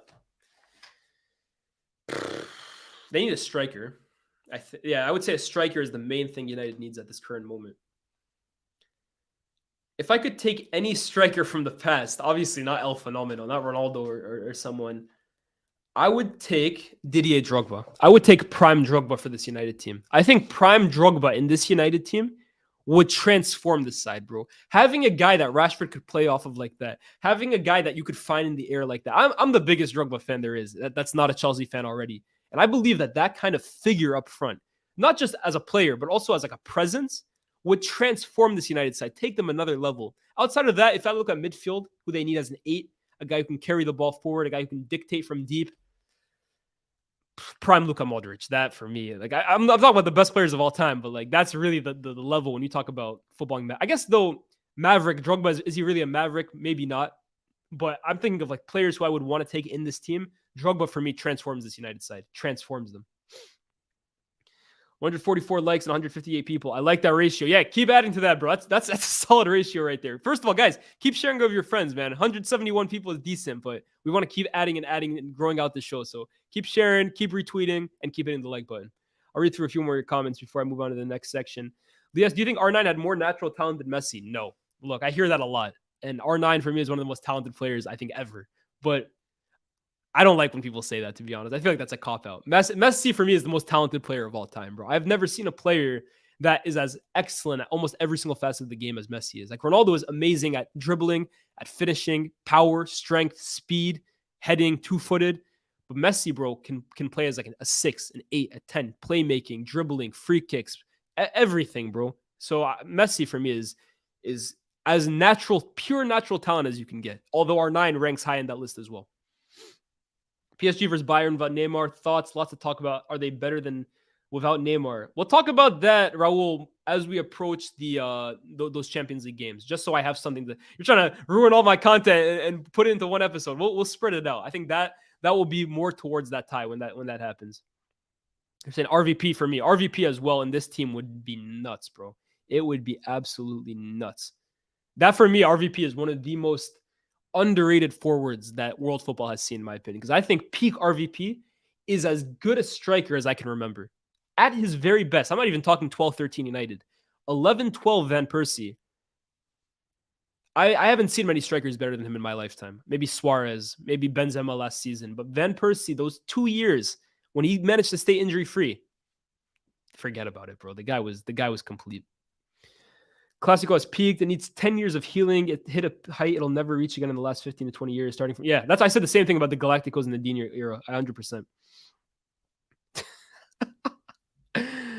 Lyes, thoughts that Man City will win the UCL? I think it could happen, bro. Personally, I think it could happen. just because I look around Europe and I look at all the teams and Real Madrid, they tend to do it in this competition, but I don't believe them this year. I don't believe them this year. Bayern or PSG, either one that progresses, I think have very big limitations. Excuse me. City are not perfect either. And I think this is actually City's weakest team probably since Pep's first year at City. But it would be so Champions League-esque. It would be so Chelsea 2012-esque for City's worst ever team in the Guardiola era to win the Champions League. So I'm not going to say they're going to win it, but I think stranger things have happened. I wouldn't rule it out. Nedved or Riquelme? Hey, Nedved, I didn't get to catch as much as I wanted to. I'll be real with you. Nedved, I wish I'd seen more of him. So I can't give you a legitimate answer on that, but I will speak on Riquelme a bit because I've watched back so much tape of Riquelme, guys. Obviously, I've made a compilation. Like I think if you look up Riquelme on YouTube, I probably have like the second highest viewed video on there. I've watched back so much footage of Riquelme just because I'm such a big fan of him. And again, you talk about natural talent. He's one of those that if I had to think about the most naturally talented footballers I've ever seen in my life, Riquelme would be top 10. He'd be top 10. The dribbling, the playmaking, the brain on him. And for me, the most impressive thing about Riquelme is his balance, bro. You can't shake the guy off the ball. He protects the ball in such a unique way. For a guy that's not really that big, he's not really that bulky, but he has this way of protecting the ball that for me, I can't think of many players who have mastered ball protection and ball retention like Riquelme did. And he's a genius. Like you want to talk about Mavericks, I think of Zlatan, I think of Veron, I think of like the modern day, I think of those guys, and I think of Riquelme because if he really, I don't know, if he was more of, I don't know, I don't want to say a pro, but like if he had gotten along better with Van Gaal at Barca, or if he had more about him in terms of like taking the step up to the next level at a Barca when he was there, or maybe even a Real Madrid, you're talking about a guy who could have competed with Zidane for Ballon d'Ors. I truly believe that. I think he is as good as that echelon of players. And it just never worked out for him at that level. But Villarreal, Riquelme, Boca Juniors, Riquelme, for me, that's natural talent epitomized. Riquelme, I'm a massive fan. Nedved, I gotta familiarize myself with his game because I didn't watch enough of him as I wanted to. Like Euro 2004, that's before my time. But Nedved, from what I've seen, the glimpses, top player, top player. Messi was the GOAT from age 22 till now. Saka fans comparing him to Hazard. Hey, I have nothing to say on that, to be honest with you. That for me is crazy. Lyes Konate will pocket Rashford on Sunday. United fans praying Joe Gomez will start, but it ain't happening. I'm asleep, bro. I'm asleep. We'll see how that game goes. Where does Benzema rank in this generation of strikers? Second. If you go generation second, I would say, after Suarez. Because I would say Henry is not this generation. R9 is not this generation. I would say second after Luis Suarez. I would take him above Lewandowski every single day of the week. As much as I love Zlatan, I think Benzema's highs are higher than Zlatan's. I think he's more versatile in terms of you can put him into any team, and I think Benzema performs brilliantly, whereas Zlatan, I think you have to build more around him. So I would rather have Benzema in that regard. I would say only Suarez is the one that, for me, at his best, forget about it. The guy is different. But Benzema, everyone knows how big of a fan I am of him. I think after Suarez, he can chat to anyone. He can chat to absolutely anyone. Lyes, which three players would you sign for United Challenge for the Prem? We'll probably do that on a United State of Mind, bro, just so that we leave that kind of content for that kind of stuff. I'm not trying to make this, like, take all the content that I do and just put it into this show. So we'll leave that for United State of Mind. Top 5 overrated players of the 2010s, yes. Let me screenshot this because I can't think of everyone at the top of my head, but maybe next episode we'll do it. Top 5 overrated players of the 2010s. Lyes, what do you mean you don't believe in them this year? Did you last season? These guys live and breathe this Champions League. That's true, Jez. That's absolutely true. Real Madrid last year, I didn't give them a hope's chance against PSG. I didn't give them a hope's chance against Chelsea. I didn't give them a hope's chance against City. And I definitely didn't give them a hope's chance against Liverpool. And they proved me wrong every single step of the way. So you're right there, but I don't know, man. I think last year, Vinny and Benz had something going on between the two of them where everything they touched turned to gold, bro. They were turning sewage water into wine, as I often say. I don't see it this year with them. I think Benzema is still 50% fit, 50% injured. Vinny, although he's been in better form as of late, I think his season compared to last has been a bit disappointing. I don't see it with Real Madrid this year. I don't think. If they win the Champions League, I'll eat my words. I'd be very happy to see them do it, but I think this year is a step too far. Lyes, thoughts on Di Maria only stand on his legacy as United Most underrated player of the 2010s. Most underrated player of the 2010s. So good, so reliable, big game player, so creative, can play in so many roles. I got nothing but love for El Fideo. That's what I call him, El Fideo. The noodle. Who's the United GOAT, Lyes? Rooney for me. Rooney for me. Familiarize yourself with Valeron, one of the most underrated players in La Liga history. I definitely will, Kuda. I definitely will. Suarez or Henry? I'm taking Suarez. Tough. I think you can go either way with that one. Henry is top, bro. How many years under your belt do you need to be considered as a world-class player, Lyes? Abdi, what's the definition of world-class?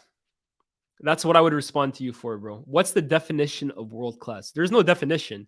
So I often hear world-class, elite, generational. I hear these terms thrown at players, but there's no actual definition for the word. So I have a very tough time really giving one. It's really like semanticism. Like, what do you define it as? Now, if you think a world-class player is a player that for 5 years is one of the top 5 players in this position, then fair enough.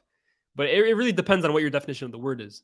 I think people get into arguments a lot about words that they just define differently.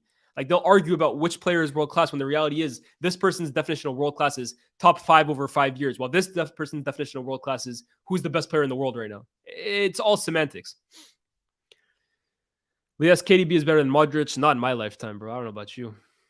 Dino is doing things Messi wouldn't try on FIFA Street. That's good for him, bro. Robinho was too. I wouldn't say Robinho is a more natural talent than Messi, though. Thoughts on Randall Kolo Muani? I like him. I got to see more of him, but I like his profile. I think that's a guy that could translate very easily to the Premier League. Napoli are about to take an L after a while. Are they losing to Lazio? Jeez, AMH. We might be talking about Napoli quicker than you expect, bro. What is Mbappe's ceiling? This is the last one I'll take before I move into my last section, and it'll be a game with you guys. What is Mbappe's ceiling in terms of all time? Top 5 or maybe even further if that's what you think. I don't think Mbappe will ever surpass Messi. I think as a player, he'll never surpass Ronaldo, Cristiano. I think he would do very well to surpass Ronaldo's accomplishments.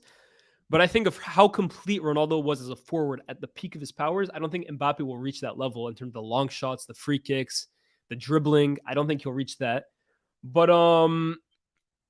after those two, look, I didn't watch Pele. I didn't watch Maradona. So I guess ignoring those guys. But in the modern game, he can talk to anyone, bro. His goal-scoring record is phenomenal. I think you can make the argument that he's on the cusp of already surpassing Thierry Henry. I think he's that great, bro. I think he's probably one Champions League away from doing that. And I know Henry didn't win one until much later on, but he was winning Premier Leagues while Mbappe is winning Ligue 1s. Like, I think Mbappe just needs like one big moment again at the Champions League or World Cup or Euro level to arguably surpass Henry. I think he's that good, bro. I think Mbappe can chat to anyone bar the big two. I truly believe in the kid that much. All right. This is going to be the last section of the show. We're going to leave the archive segment to next week because I got something planned for you guys. It might even be Raquelme. Who knows? But start, sub, sell. Drop your 3 names. I'll do 5, 6, 7 of them. Give you guys my thoughts on each of them. Let's try and make it European related. Start, sub, sell.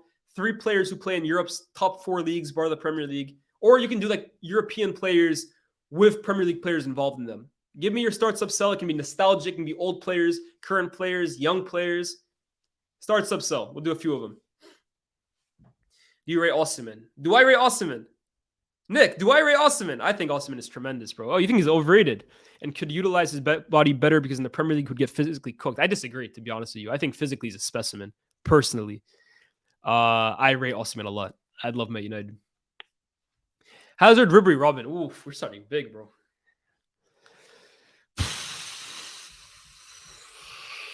I think the first one that you have to really separate is Ribery and Robin. And I find a really, really hard time doing that because I love them both. And they're so different. One of them is like the elusive playmaker who comes off the wing. And one of them is just an unstoppable force, bro. An immovable object in Robin who it's like his bread and butter. Cut in, goal. Cut in, chance created. Cut in, problems. I think you start Robin. I think you bench Hazard. But Hazard never did it on the Champions League level like Ribery did. I think you start Robin. You definitely start Robin. That one for sure I got. Start Robin. Bench Ribery, sell Hazard. That's what I'm going to do. And it kills me to say that. Because I think at his best, I think you could make the argument that Hazard at his best is better than both of them. I think you could truly make that argument. I don't know if I would, but I wouldn't argue someone who thought that. But I think you look at entire body of work. You look at international performances. You look at Champions League performances. You, of course, have to consider league performances too. And I think those two just have more to their overall repertoire, their resume, if you will. It kills me to say Hazard. Hazard, for me, is the player of the 2010s in the Premier League, but you can't ignore his Champions League record. You can't ignore the failings at international level of Belgium, even though they're not all on him. I would go Robin just because I prefer him to Ribery. You can argue Ribery. You can argue all three of them. I start Robin. I bench Ribery. I sell Hazard. And that kills me. That absolutely kills me to do. Omur. Rudiger, Araujo, Militao. I start Militao. I bench Araujo. I sell Rudiger. That's what I do. Fuad Kadani, Kavicha, Vinny, Rashford. Fuad, I'm going to return to this one. Let me know if it's now, if it's overall, what are you basing this off of? Potential? Let me know. I'll come back to that one. Xavi, Iniesta, Busquets. Oh, y'all are trying to kill me today. I put Busquets last. Obviously, he's great, but I put Busquets last. You know what? I start Iniesta. And again, this is personal preference because I think Iniesta and Xavi, it's a bit like the Robin and Ribery one. You can't mention one without the other. And I think for that reason, they're so good. One is probably a little bit better at the possessional side of things in terms of just keeping the ball. In terms of being a metronome, you take Xavi. But I think that the difference between Iniesta and Xavi is, for me, Iniesta could do that side of the game. Like, he could be a metronome in midfield. But I think going forward creatively, he had more to his game. The dribbling, the playmaking, the final ball. Actually, Xavi, final ball, to be honest, might be a little better. And I think Xavi goal threat is better. But I would go Iniesta, Xavi, Busquets. That's the order I would go for. What is Fuad saying? Did he come back? Overall ability. Overall ability, you're saying Vinny, Kavicha, and Rashford. Overall ability, I go Vinny, I go Kavicha, I go Rashford. Start Vinny, bench Kavicha, sell Rashford. This is just based on overall ability. Now, if you want to go goal scoring in terms of who do I want to win me a game, then I probably put Rashford maybe second. But overall ability, technical ability, dribbling your player, impacting a game over 90 minutes, playmaking, all that good stuff, Vinny, Kavicha, and Rashford. Let's go through a few more of these. Graphs and resumes ruining my sport. Which one did we do this for? Who are you saying that about, Kim? Was it on the Hazard one? Oh, resumes. I don't want to hear that because no. You're talking about the Robin Ribery Hazard one. Brother, you're the one who's telling me about Modric. Oh, resume. He has this, he has that. Xavi and Iniesta, they have this, that. I'm not trying to hear that. When we're talking about the greatest players of their generation, you have to look at the intricacies. You have to look at the little finer details that separates the two of them. In fact, you would tell me that all the time. So I'm not trying to hear that, bro. Shush. I'm not having that. I will go through a few more of these. Pirlo, Scholes, Xavi. My days. I think Xavi, Pirlo, Scholes. That's what I would go for. Although I think people would argue Scholes over Pirlo. I didn't watch enough of Scholes early 2000s when he was even like popping up scoring goals and stuff like that. I watched more DLP Scholes latter years of his career. And Pirlo, international career as well, Champions League king. I would go Xavi, Pirlo, Scholes. Camavinga, Pedri, Jude. This one's easy. Pedri, Jude, Camavinga. Pirlo, Xavi, Keane, Kimmich, Casemiro, Busquets. Currently, Casemiro, Kimmich, Busquets. That's what I would go for. The three of them.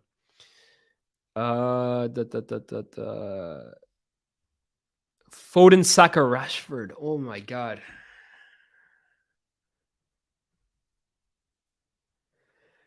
This is so tough, bro, because you're looking at Foden, Saka, Rashford. You're looking at one who's like a forward.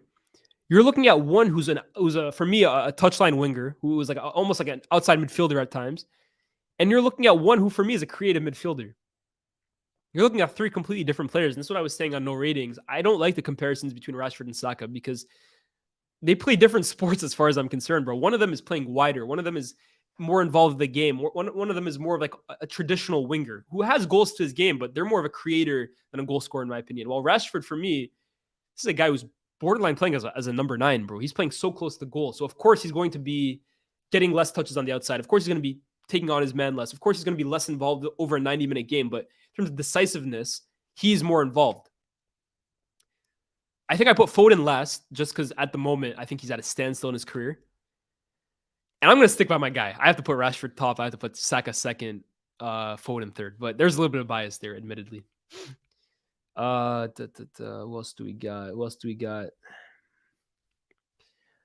Mahrez, Mane, Sanchez. Those are three of my favorite players ever. Everyone knows I love Mahrez, right? But Alexis, I have like 3 of his kits in my closet right now, bro. I was a huge Alexis Sanchez fan. But at their very best, you're saying.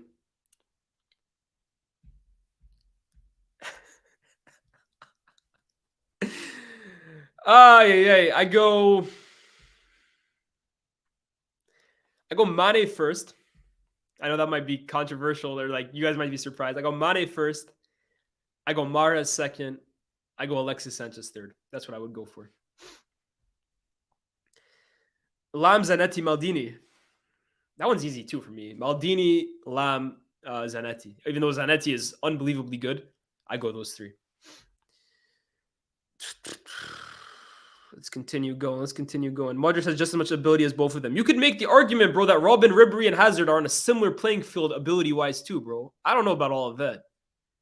Unless you think one of them is way above the other or one of them is way below the other. I think all 3 of them, you could make a case for any of them. So I'm not trying to hear any of that. It's late. Super chat here from SA Francis Morara. Thank you, bro. Bergkamp, Baggio, Ronaldinho. My God, you're going before my time, bro. I'll be real. Bergkamp is before my time in terms of watching him live every week. I never got the chance to watch Bergkamp live every week. Baggio is way before my time, even though I've seen the documentary. But from what I know, from what I've seen, again, take a grain of salt. I'm very honest here, right? If I haven't seen a player live or enough, I'll be very honest here. Like if you guys ask me about Nedved, I can't put him in these conversations. I haven't seen enough of him. But I would go Ronaldinho first. I'd go Baggio second. I'd go Dennis Bergkamp's third. And I think you could probably meet people who would tell you Baggio over Ronaldinho in terms of at their very best. Baggio for them was a Maradona in terms of like impact, in terms of influence on a generation. The 90s were Baggio's. So me, Ronaldinho, but Baggio, I got love for him, bro. That documentary was hard. Yeah, this guy's trying to take over my show, telling me about graphs. I ain't trying to hear none of that, man. Less of that, bro. Tevez, RVP, Fernando Torres. I can't his comment. RVP, Fernando Torres, Carlos Tevez. That's my 3.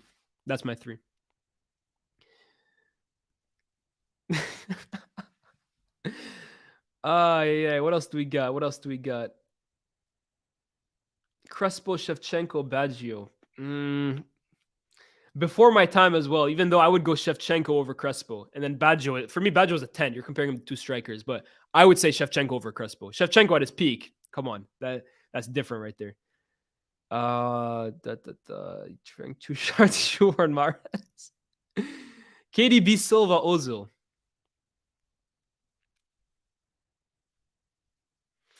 Let me get back to this one, Fathom. Fathom, do you mean at their peaks, overall career? What are you talking about there? Specify that one for me. Because I think there's different answers for different subsections. This guy is spamming this one. Yeah, same one with KDB, David Silva, Ozil. Tell me, like, what are you guys judging it off of? Careers, peaks, Premier League careers, international. Let me know for that one. Mariam says, Lampard, Gerrard, Scholes, classic. For me, Gerrard, Scholes, Lampard. That's how I always go.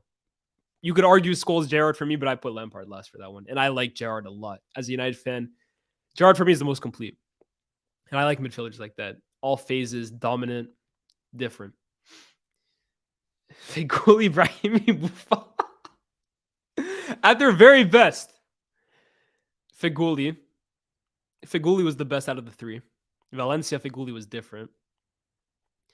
But Lille Buffon was a problem too. Feghouli, Boufal, Brahimi as the order for that one. Lyes, what's the best front three you have seen in the Premier League? Tevez, Rooney, Ronaldo, by far. Even though the three of Liverpool, special, they can chat to them a bit. But I think those three, even though it was only one season, really, like people forget 08-09 was like Berbatov played more than Tevez. That one season, it's different, bro. Different. Silva, Isco, Mata. Silva for me first. Isco second. Juan Mata third. That would be my order. Ramos, Chiellini, Rio. I'll do a few more of these just because I'm trying to save some of these for like future episodes, of course. I think Ramos, you have to look at. I'd put Ramos, I'd put Rio, I'd put Chiellini. That's my three. I think I prefer Rio to Ramos, but Ramos, like, the guy is goated, bro. The guy, in terms of like the footballing hierarchy, he sits on the top, bro. The guy is a legend. So, and not that Rio isn't, but you have to respect that. Do you think David Villa was underrated? Extremely. I think David Villa was extremely underrated. I think that actually might be a what is it? That might be an archive thing I have to do soon, bro. David Villa slept on, bro. People forget how good he was at Valencia. Even his first years at Barca before the injury, different. Okay, so Fathom came back and said, KDB, David Silva, Ozil, I meant their peak. Okay, all at their peak then. This is tough. Because I see Cam saying respect David Silva, but Cam, are you forgetting how good Ozil was too at his peak? I think peak I'm going with Ozil. Peak I'd go Ozil. Silva I feel is almost more of a career than a peak, bro, because what was David Silva's absolute peak? I think you could argue 18-19 or 17-18. He was unbelievable those years for City. But also like early David Silva as well. Exceptional. And then De Bruyne, you have 19-20, which like took over. I think I might go Ozil, De Bruyne, David Silva, to be honest with you, in terms of absolute peak. Like peak De Bruyne, bro, you're talking about every single time he plays that low-driven cross to the back post, it's a guaranteed goal unless Sterling kicks it over the bar. That means something, bro. Is he as affluent in all phases of the game? Like, is he dominating games in the way David Silva did? Probably not. But like chance creation, when you have a guy, bro, that's creating a goal with one single pass every single game without fail, I think eventually that outweighs whatever David Silva was doing when he was dominating games and like holding possession and creating chances. Like David Silva was a master technician, master creator too. But when you have a guy that every single time he puts that ball in the box, it's a chance. What can you do, bro? What can you do? It's tough to beat that. Fuad Faisal, Culture Cams. Start, sub, sell. Hey, if I speak, they cancel me. If they speak, they cancel me. So I can't answer that one. I'll do two more. Bolasie, Taarabt, Hazard overall ability. What the hell, man? It's Hazard, Taarabt, Bolasie. What the hell? That's a weird one. Van Persie, Drogba, Torres at their peak.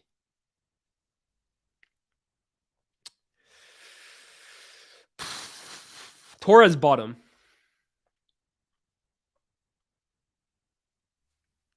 That's tough. Van Persie top, Drogba second, Torres third. Just on peak, in terms of their best version, I can tell you guys, Van Persie, bro, could do everything. I know Drogba was amazing too. Like I said, there's not a bigger Drogba fan than me, but Van Persie at his peak, different, bro. Okay, I'll take two more. Marcelo or Ashley Cole? I take Marcelo. Yeah. Stop asking me the SDS ones. I'm not doing them, bro. Firmino, Salah, Mane. Peak or overall? If it's overall, I take Salah, Mane, Firmino. If it's peak, I take Mane, Salah, Firmino. And the last one.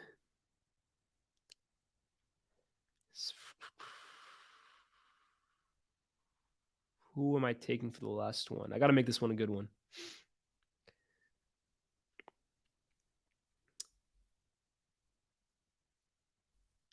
Yeah, give me one good last one. This one is good. I like this one. Falcao, Cavani, Higuain. before I do it, let me just say these might be the 3 most underrated strikers of the last decade. You look at their goal scoring numbers, their peaks, they were unbelievable. And I think each one of them, Falcao for sure, right, had a claim to be best striker in the world at one point or another. If it's peak, I take Falcao. I take Higuain. And I take Cavani. If it's overall career, then I take... If it's overall career, I take Higuain, I take Cavani, I take Falcao. If it's overall career. But at their peak, Falcao, bro. Atletico Madrid Falcao, Porto Falcao. Different, man. Yo, I think we're going to wrap it up here. I know I see so many more, but guys, you have to remember this is a weekly show. If I do every single start sub sell now, what are we going to have to do next week? So if I didn't answer yours this week, keep it for next week. Bring more suggestions. I want to bring back the archive in terms of talking about one specific old player or team or manager next week. Obviously, we'll have topics for next week as well. I think Champions League might actually return next week, so that'll give me something to talk about. But yo, this has been 8 p.m. in Europe, the very first episode. I think around 200 of you guys were in here the entire time. If you were, big up you guys. Again, this show cannot happen without you guys. So I'm very happy that this got kicked off. I'm very happy it got over the line. Everyone who showed support today, bigged up the promotion. I got mad love for you guys. Fuad, Cams, my guys, of course, chilling in the live stream. Thank you guys for showing up. And I can't do it without any of you guys. So, yo, from the bottom of my heart, thank you. This has been 8 p.m. in Europe. We will be back next week.